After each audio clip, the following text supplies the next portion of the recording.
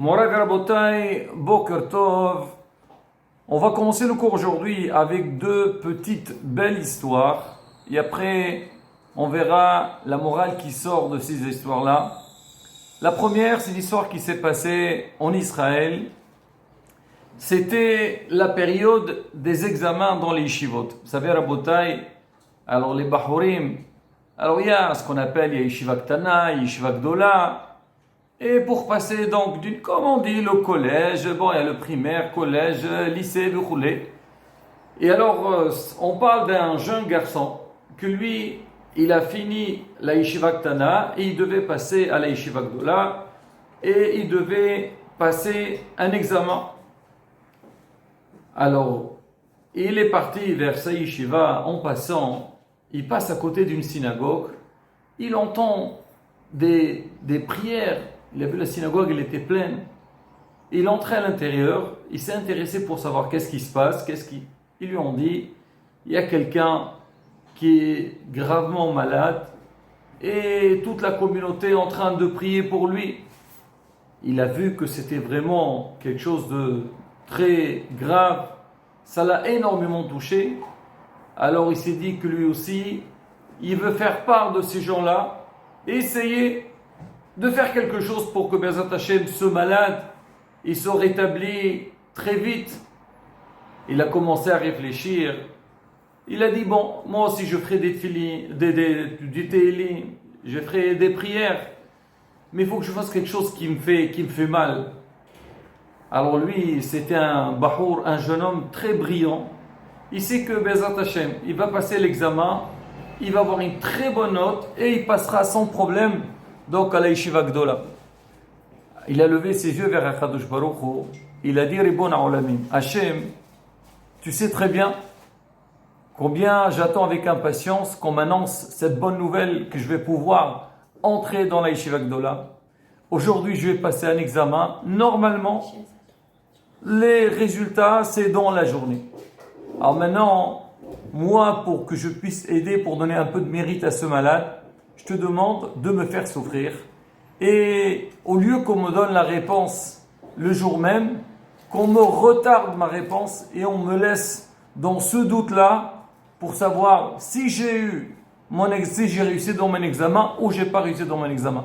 On imagine à peu tous le stress qu'il a, chaque élève ou chaque étudiant. Il attend toujours qu'on attend une nouvelle, un résultat. Donc on est passionné. Il a dit, Rav, je prends sur moi ces jours-là d'attente et de stress, que par ce mérite-là, donc tu guériras ce malade ou tu l'aideras à se rétablir.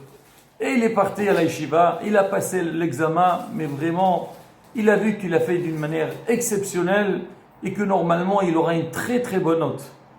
Ses parents aussi, derrière, ils attendent. Ils savent que leur fille s'est fait l'examen. Dans la journée, on donne les résultats. D'ailleurs, il avait des frères aussi qui ont passé aussi des examens pour passer dans d'autres classes. Dans la journée, tout le monde a eu le résultat. Il n'y a que lui. Il y a un flou. Il appelle le Rosh Yeshiva, son papa. Il appelle le Rosh Yeshiva, il lui dit, alors, c'est quoi l'anneau de mon fils? Est-ce qu'il passe ou pas? Il dit, écoutez, on ne peut rien vous dire à la bataille. Attendez un petit peu. On n'arrive pas encore à vous donner la réponse, la décision. On est débordé. Le père, il ne comprend pas. Il dit, mais je sais, lui, c'est le plus brillant de la classe. C'est le plus brillant de mes enfants. Et ça traîne encore pour qu'on lui donne le résultat. Quoi? Il a raté son examen. Alors l'enfant, voyant donc ce blocage, il a levé les yeux vers Hachem. Il a dit, Hachem, je sens que tu as écouté ma tefila. Et j'espère que Bezrat Hashem, que ce malade guérira très prochainement. 3 jours plus tard, ils sont passés. Et le papa, il appelle le cheval, il dit, écoutez, alors, il dit, écoutez, Baruch Hashem, votre fils, il a réussi son examen, il a eu une très très très bonne note. Tout le monde était content. Et l'enfant derrière, lui pour le résultat, il savait que ça allait passer, mais il a dit, Bezrat Hashem, je suis sûr et certain qu'Hachem a écouté ma tefila. Et effectivement, quelques jours plus tard, on a senti un changement positif chez le malade et Baruch Hashem, le malade il s'est rétabli. Alors maintenant, le Rosh Yeshiva, il a rencontré le père le père il lui dit, mais je comprends pas. Comment ça se fait que vous avez tardé à donner les résultats? Comment ça se fait? Mon fils, normalement, voilà, regardez la note. Et vous le connaissez, c'est un des meilleurs des élèves. Comment ça se fait que ça a tardé? Il dit, on ne sait pas. C'est pas pourquoi, on a un problème avec sa copie. Alors le père, il dit au fils, dis-moi, mon fils, qu'est-ce que tu as senti quand tu as vu qu'on a retardé à te répondre? Il lui dit, papa, tout le monde était stressé, mais moi j'étais très content. J'étais content, pourquoi? Tu pensais que tu allais rater ton examen? Il lui dit, pas du tout.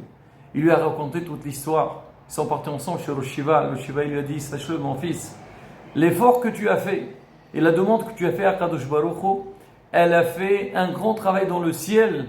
Et tu peux être, on va dire, presque sûr que grâce à l'effort que tu as fait et ce que tu as pris sur toi, Baruch Hashem, ce malade, il a guéri. Rabotai, c'est exactement le problème aujourd'hui de la tefila. Aujourd'hui, on est dans une période qui reste quand même difficile. Alors tout le monde prie pour que cette épidémie s'arrête. Il y a beaucoup de malades. On attend avec impatience que Bezrat Hashem, ils se rétablissent tous, ils guérissent tous. Et tout le monde sait le meilleur moyen pour les aider ou pour annuler cette xéra, c'est notre filote. Mais le problème, l'homme, il arrive à un stade de désespoir. Il pense que, voilà, on a prié. Ou bien ils se disent, mais attends, qu'est-ce qu'ils vont faire nos prières? Rabota, il faut savoir une chose, c'est marqué les fum tsara agra. Selon les difficultés qu'on a, c'est là où on sera mieux récompensé. Ça veut dire, chaque fois que l'homme il essaie de s'investir, de se donner, voilà, je fais télim, ça y est, aujourd'hui j'ai fait quelques prarakim, j'ai un moment de libre, encore du télim, j'ai une mitzvah qui se présente, je la fais, j'ai un hesed à faire, je le fais. Alors quand je vais aller prier, même si je prie à la maison, je ne veux pas bâcler ma tefila, je veux la faire correctement. Je fais toute la tefila, je me concentre dans les Moudat Torah et bien sûr dans tout Brabota et dans toutes les belles mitzvot que l'homme il peut faire. Et bien Ezrat Hashem, il faut savoir comment on a vu ce petit enfant, il a trouvé la clé de la délivrance. Nous aussi on l'a parce que si on regarde un petit peu donc l'histoire de Am Israël, combien de fois Am Israël était dans, comme on dit, Aït Sarah el Yaakov, on me mène à Yoshia. Am Israël passe par des moments difficiles et Baruch Hashem, donc la délivrance elle vient.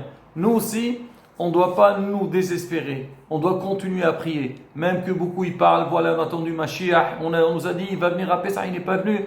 Rabota, faire très attention. On dit ça, c'est un des jeux de Yetzarara. Il veut nous perturber, de regardez, vous avez espéré, vous avez rien du tout. Pas du tout, justement. Il faut tenir bon. Continuer à prier et prier, prendre sur soi, faire des efforts et Bezrat Hashem. Je n'ai pas raconté la deuxième histoire. Si Dieu veut, on la racontera la prochaine fois. Bonne journée, Hazak Baruch.